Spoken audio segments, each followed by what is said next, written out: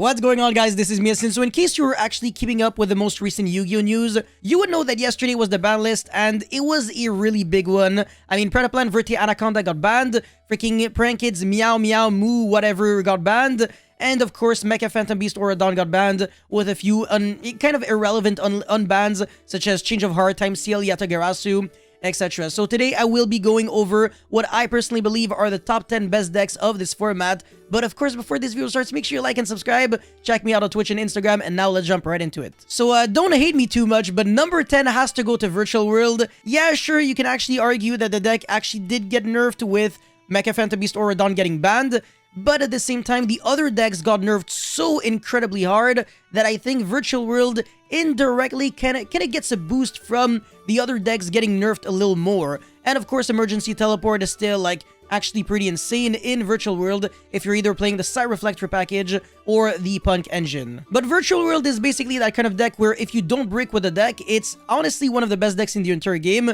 and if it's your day, it's your day. You're never gonna lose with the deck. In number 9, we have what I want to say one of the most boring decks out there, but it would be Invoke Dogmatica. This deck is still good. I mean, El Shaddai Winda is still good, but unfortunately, it doesn't always cover that much ground. So if you're playing against something like Flunderies, and your turn 1 has El Shaddai Winda, it's just not really gonna have enough value. And with Flunderies being so prominent in today's metagame, I just don't believe an Invoke Dogmatica can be that good. Number 8, I actually could be mistaken on that. Maybe that deck is actually a little better than I'm giving it credit for, but I want to say ABC Brave Therions is overpowered to the max. It actually makes no sense how good this deck is, especially if you really know how to play the deck and deck build correctly, because some of the going first boards are ridiculous. Like, you're ending on Regulus, ABC Dragon Buster, IP Masquerena with like a huge setup, multiple cards in hand, Wandering Griffin Rider with a Brave token. You can break boards going second.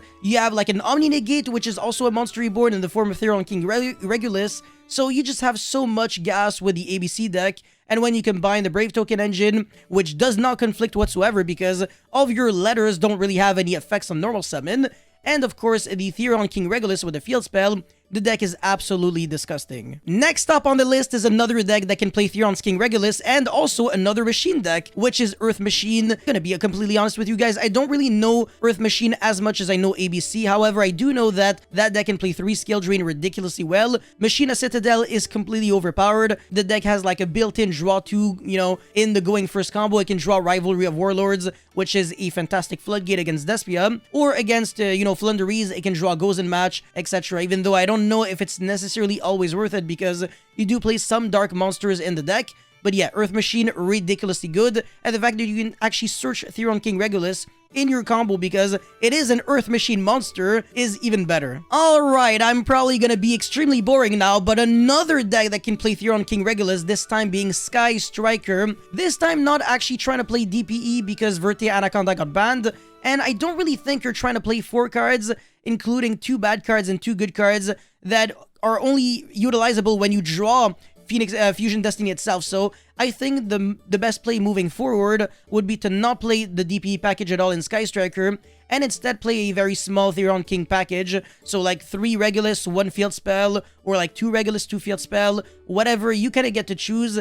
But the deck is actually very nice, and the fact that you can have an Omni Negate that clears itself in the monster zone, so you can start using your Widow Anchor on your opponent's turn, and also negate the effect of cards. So it really fixes a lot of issues that the deck had, because you really felt a lot of pressure against cards like Branded Fusion, and Solemn Judgment doesn't really deal that well with Branded Fusion, because if your opponent has a second copy, you can use it again, or if you have Branded Lost, well, Branded Fusion is simply not going to be getting negated, and that's one of the reasons why this card is going to be seeing play in a lot of competitive decks. Just to prove my point even further, I even want to go as far as to say that Punk Therions, a very combo-heavy deck, can even play 60 cards or play 40 cards without the Brave token, and with maybe less hand traps, is going to be ridiculously good because it can mill like 9 cards going first. It can freaking get Fairy Tale Snow in the grave and make a lot of big boards. It can make freaking a Hot Red Dragon Archfiend King Calamity on your opponent's turn, and it's really just a 1-card combo with a discard. So very consistent, and you can have an Omni Negate to protect your combo on top of that. and you have, I don't know, Lily Borea, which searches the field spell, which searches your Omni Negate, and you have Leaper Farm, which is like a kind of like a compulse. So yeah, the deck has so much going for it. Now, the scary part about Punk Therions is the fact that absolutely nobody knows how it works. So people kind of know that it will exist, but they don't really know what a good deck list of Punk Therions looks like.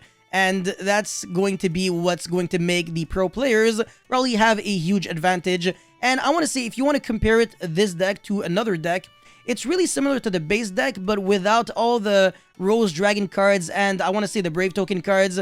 Well, even though you could actually play the Brave Token engine in the deck, you don't necessarily have to. Anyways, number 4 would probably have to be branded Eldritch with or without the Dinomorphia engine. So you can also say Trap Eldritch is really, really good, but I just feel like it misses a little bit of kind of punching power. And with the branded fusion engine, the deck becomes infinitely better because now you no longer have to just rely on your back row.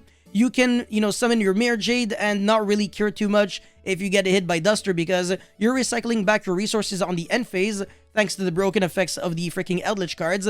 But on top of that, Mirror Jade is going to be a guaranteed interruption that's really going to stop your opponents in their tracks. And the Dinomorphia engine definitely isn't something to sleep on because you can easily access the Rextrum, which is kind of like a skill drain depending on the attack points of the monsters on your opponent's field and your life points. So if you have like really low life points, your opponent basically can't use monster effects.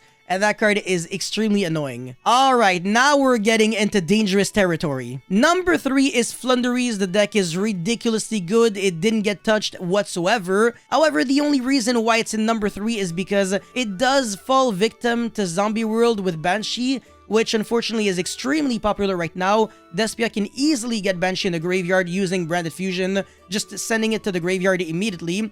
And some other decks can also go shooting Riser Dragon to send the Banshee, and there are even more options. So as long as a combo like Banshee into Zombie World exists, Flunderies just can't really be the number 1 or number 2 deck because of how much hate there is against it. But there are so many good arguments for Flunderies, such as the fact that it can summon the Windbear statue, it can loop like crazy with, tribute summoning the same card over and over, like the Ryza, for example. And you can also recycle back your Impin from the graveyard into the Banished, into the hand with the Ostrich and Token combo. So you always have plays for days with the deck. This is the beauty of a deck like Flunderies. It really grinds remarkably well, but it's only really good if you get to play, and that's the issue with the deck, I want to say. Alright, number 2 would have to be Sword Soul. The deck is also very good, but unfortunately it did get heavily nerfed with Mecha Phantom Beast Auradon getting banned. Pot of Desires going to 2 is actually pretty nice. However, I do believe that Auradon was a little more important than, Desires, because if you had, let's say, like Adara with Moye, and your Moye got negated, you would actually be able to go Needle Fiber and then summon Desbot 1, make Auradon, and then make Yazi, pop your own Yazi with the Auradon, summon the Taiye, and then make the Chijiao that way, and keep playing from there. However, unfortunately, right now, we don't really have that option, so, yeah, if you do get Veilored on your Moye, even if you have, like, an Adara, you're just not doing anything. But, of course, the deck is still ridiculously consistent, really good going second because of the 10 monsters, and it is ridiculously oppressive if you manage to make a big board going first. Draw a bunch of cards, especially with the Sinister Long Yuan. Alright, number 1 is going to be absolutely no surprise to any of you guys, but it is pure Despia or branded Despia, whatever. Not really the Brave Despia. I really don't think that deck is any good, honestly. I really wouldn't touch it at all. So if you do have your hands on the Brave Token, unless you're trying to play something else like a really combo-oriented build or the ABC deck, I would actually just go and play pure Despia because I simply do believe that normal summoning Luber really comes up every single time, so you really are trying to use its effect, and the conflicting with Rite of Aramesia is just a pain in the ass. But the deck is ridiculously consistent. Again, it can make a lot of negates going first, going second, and break boards like there's no tomorrow. It's actually ridiculous how powerful it is.